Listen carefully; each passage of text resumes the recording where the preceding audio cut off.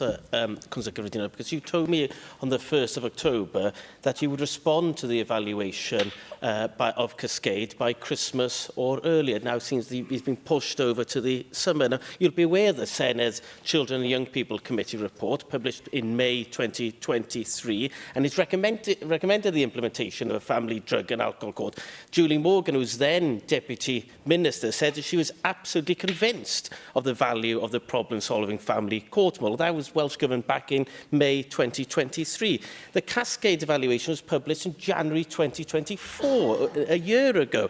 The analysis concludes that the court costs £18,000, but produces an average direct benefit of over £74,000 per case. Now, you heard me on the last occasion quoting a circuit judge, a family circuit judge at the problem-solving court, saying how beneficial the court was to families and to children.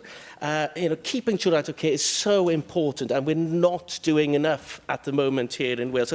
So when do you hope we will re-establish the family drug and alcohol court here in Wales and open others in other areas in Wales? Diolch yn fawr.